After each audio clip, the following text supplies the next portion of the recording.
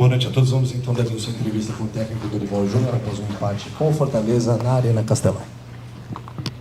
Dorival, pensando que o Fortaleza hoje é um dos adversários mais difíceis de se enfrentar em casa para qualquer clube aqui no Brasil, dá para olhar esse copo meio cheio desse empate pensando na invencibilidade que o São Paulo manteve aqui hoje? Pensar em invencibilidade num momento como esse, para nós, não tem valia. O importante é que nós procuramos o gol. Não foi um jogo tecnicamente brilhante, tanto de um quanto do outro lado, porém um jogo muito disputado. As duas equipes criaram oportunidades, buscaram o gol a todo momento. Foi um jogo limpo, nós não vimos pontapé, nós não vimos, a exceção as duas jogadas das expulsões, mas não foram jogadas assim violentas ao extremo. Eu acho que nós estamos tentando encontrar um caminho. Fortaleza já tem esse caminho consolidado há um bom tempo. Acredito eu que poucas equipes conseguirão roubar pontos do Fortaleza aqui dentro. Isso é um aspecto muito importante para uma equipe que está vivenciando um momento ainda com uma certa instabilidade, porém adquirindo uma maturidade um pouco maior, uma segurança um pouco maior. É esse o nosso trabalho, é isso que nós estamos buscando. O ponto é que ele tem que ser muito valorizado. As dificuldades de se jogar aqui são reais e em razão disso eu acredito que os jogadores estão de parabéns por tudo que tentaram fazer, por aquilo que buscaram e pela forma como se entregaram ao longo dos 90 minutos. Boa noite, Dorival. Robson Nogueira, da Rede Multicomunicação. É um prazer estar falando contigo. Eu queria que você falasse para a gente quais foram os pontos positivos e negativos do São Paulo no jogo de hoje e qual foi a principal dificuldade que o São Paulo hoje enfrentou ao encarar o Fortaleza. Assim, primeiro a velocidade do jogo, né? Nós não conseguimos dar a velocidade que nós gostaríamos. Em alguns momentos nós carregamos muito a bola com alguns jogadores, infelizmente, insistindo nessa situação. Quando não acontecia, quando nós conseguíamos uma liberação rápida, uma mudança de lado, nós conseguíamos envolver a equipe do Fortaleza, chegando até o terço final do campo, onde nós procurávamos, através dos movimentos finais, de infiltração, de ataque à última linha, possibilidades de estarmos à frente do gol adversário. Eu acho que algumas oportunidades foram bem interessantes, em outros momentos não, erramos o último passe, erramos o movimento final, mas assim, de um modo geral, eu acho que a equipe teve um bom comportamento, enfrentou um adversário dificílimo, que tem já um conjunto e uma organização muito interessante. Em momento nenhum o time do São Paulo perdeu também essa organização. Eu acho que hoje as defesas prevaleceram sobre os ataques, muito mais pela postura que adotaram, né, pela forte marcação que exerceram, do que propriamente pelos ataques não buscarem o gol. Ao contrário, tanto uma quanto outra equipe buscaram a todo tempo o gol. É interessante isso, mas eu acredito que as duas defesas estavam muito bem postadas e foram muito felizes na noite de hoje. Boa noite, Dorival. Após a vitória contra o Inter, você falou que você faria algumas trocas, né, pela sequência do São Paulo muito pesada. Hoje foram 6 em relação ao time que começou contra o Internacional. O quanto que essas trocas já estão ligadas também ao jogo do Corinthians, que é um adversário muito pesado, tem aquele marco de ser um clássico. E em 2018, até ligado a isso, você fez uma campanha muito boa de retomada em 17, mas você perde os 3 clássicos do Paulistão em 18.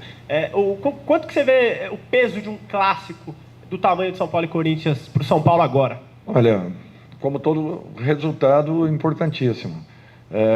Você ganhar um clássico, ele valerá os mesmos 3 pontos de qualquer outro jogo.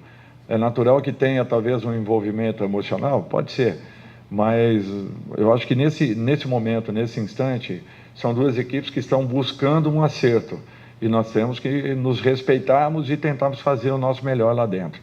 Eu fico muito feliz assim. Houveram as mudanças? Sim, mas o time não perdeu em momento nenhum a organização que teve e vem tendo, os comportamentos que estão sendo pedidos aos jogadores. Prova disso é que em 6 partidas aí nós tomamos gol em apenas uma delas, e eu acho que esse já é um ponto muito importante, porque os jogadores estão respeitando muito os trabalhos desenvolvidos e estão interessados em buscarem correções. Quando isso acontece, é natural que as coisas melhorem e evoluam. Volto a dizer que, para mim, é um jogo naturalmente pesado, difícil, complicado, mas um jogo que não pode fugir a essa condição. Se ganharmos, se Deus quiser, nós vamos continuar mantendo os pés no chão, com tranquilidade, buscando aí os melhores resultados na sequência e sabendo que os 3 pontos de um Corinthians são os mesmos 3 de qualquer outra partida subsequente. Dorival, boa noite. Você falou sobre caminho, evolução, a confiança dos jogadores.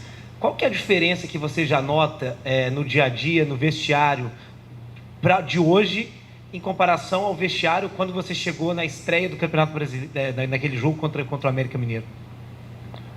É difícil, assim, a gente fazer uma avaliação nesse sentido, porque você trabalha num todo, você não trabalha só emocionalmente os jogadores, né? Eu acho que o principal é você propor algo dentro de campo, propor soluções que eles mesmos, de repente, observem que, fazendo determinados movimentos ao longo das partidas, esses movimentos serão compensados por você ter uma equipe postada, uma equipe equilibrada, uma equipe que, de repente, atacando, já inicia o combate e a marcação à equipe adversária, que não dê possibilidades de se envolver com contra-ataques adversários.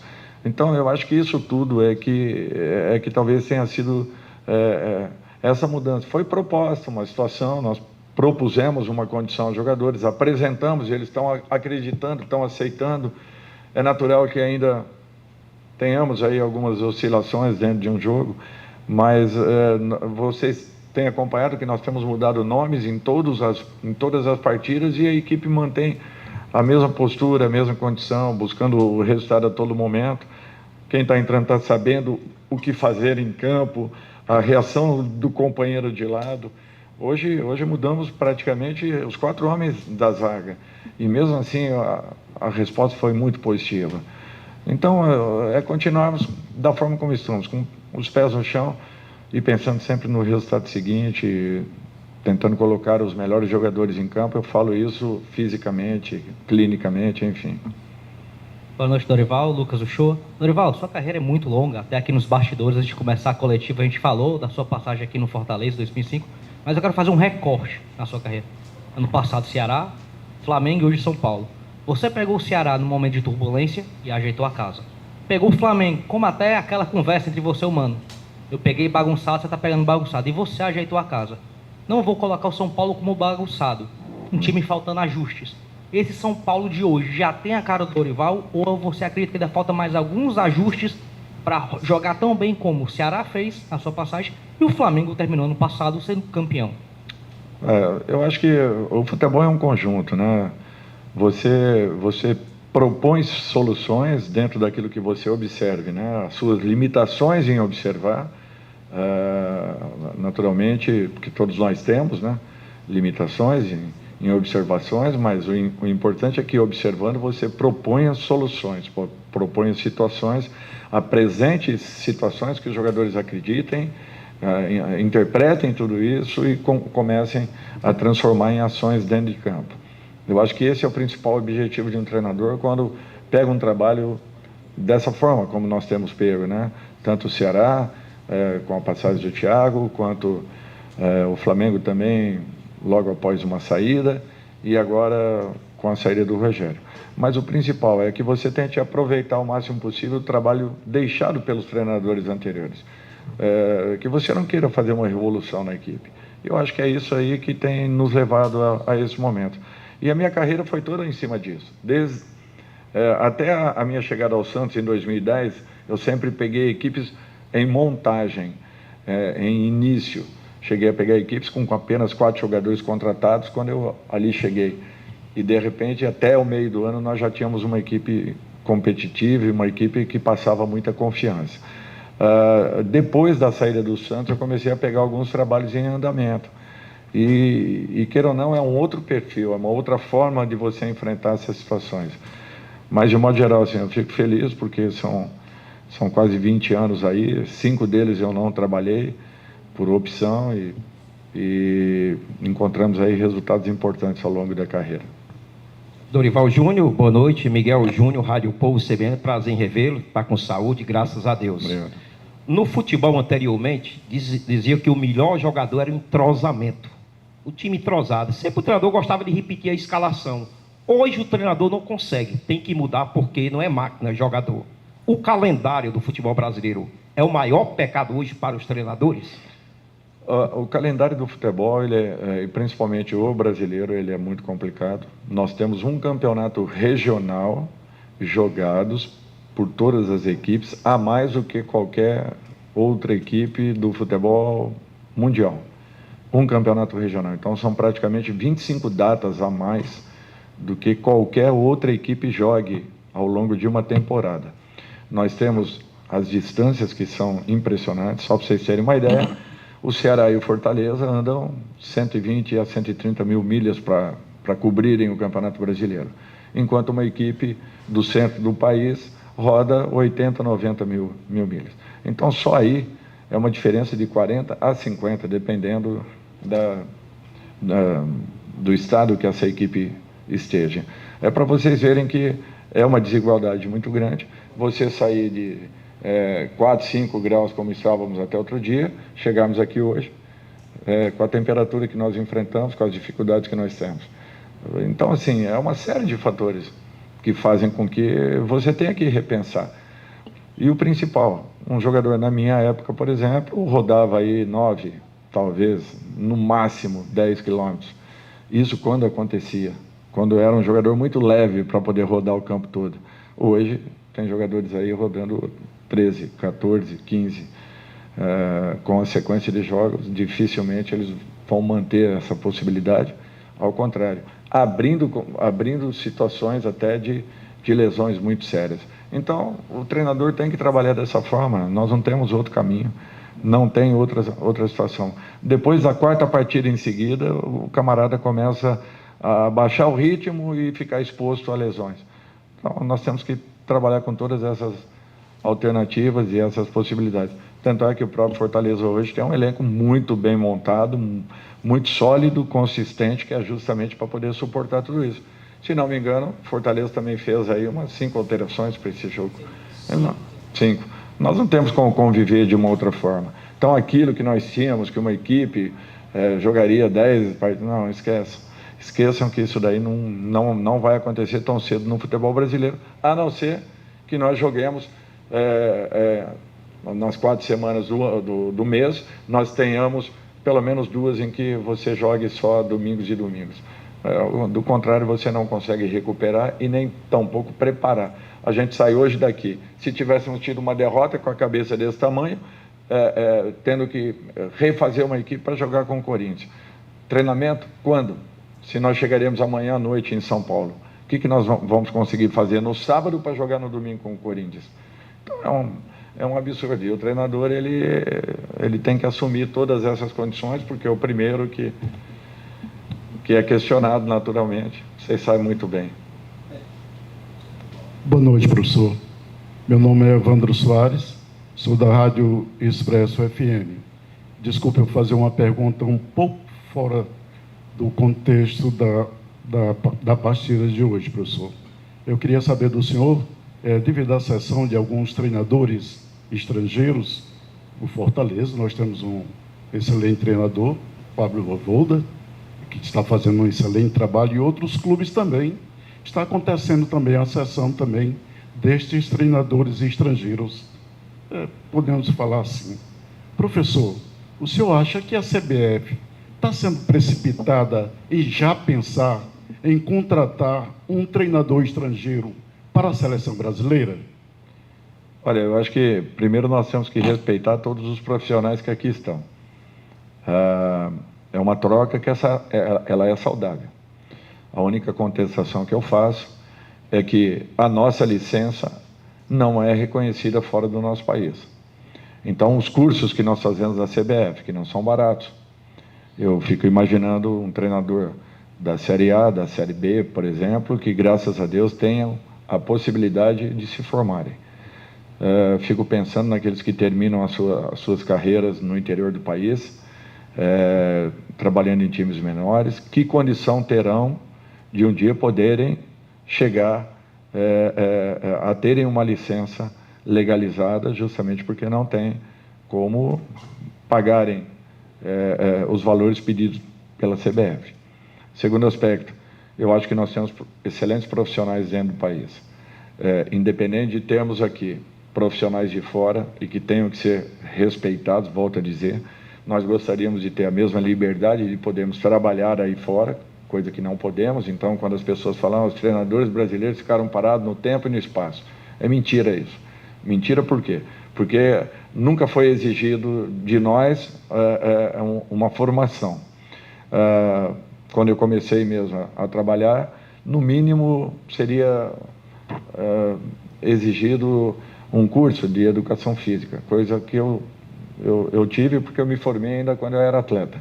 Mas a grande maioria nunca se preocupou com isso, porque nunca foi exigido. Nem tampouco o curso de educação física era exigido. Se eu fosse, por exemplo, na minha época aqui, o presidente Ribamar Bezerra, eu poderia contratar o meu vizinho como treinador do meu clube, porque nada era exigido. Então a CBF nunca se preocupou com isso. Nesse momento que nós precisamos do apoio da CBF, a CBF pensa num profissional de fora. 5 vezes nós somos campeões mundiais. 5 vezes nós somos comandados por profissionais brasileiros. Nós tínhamos os melhores jogadores do mundo. Puta, é verdade, concordo. Mas nós somos campeões mais de 5 vezes. Então, é porque nós sempre tivemos grandes e talvez os melhores jogadores do futebol mundial. Mas nós fomos campeões 5 vezes porque nós tínhamos também um grande comandante. Um cara que serviu de exemplo. Então, o que eu falo é isso. Se nunca nos foi exigido nada, agora nós estamos sendo cobrados por uma condição que nunca nos foi dada, de podermos nos formarmos para que fôssemos treinadores profissionais reconhecidos com uma licença hoje da UEFA, que, por conhecer todas as carências que existem entre as federações sul-americanas e a Conmebol, se aproveita desse fato para frear a nossa ida para o mundo árabe, para o mundo asiático ou para o mundo europeu. Por isso que poucos treinadores, à exceção da Federação Argentina, que largou lá na frente há mais de 30 anos, têm possibilidades de estarem trabalhando no mercado europeu. Então, por isso que a gente se questiona muito em relação a isso. Se nem a CBF, que é quem nos conduz a um curso, acredita no potencial do treinador brasileiro, quem vai acreditar? Então, é essa a única condição que nós discutimos com a própria entidade maior do futebol, que nos proporciona um curso de formação e, de repente, tira do profissional brasileiro, teoricamente, porque ainda não se consumou, a possibilidade de um desses profissionais estarem à frente da nossa seleção, o que sempre foi uma condição em que nunca abrimos para discussão, porque nós temos realmente grandes profissionais dentro do país. Independente de tudo que nós passamos aí ao longo dos anos, tem grandes trabalhos aí, tem grandes profissionais e que merecem serem respeitados pelo momento que passaram.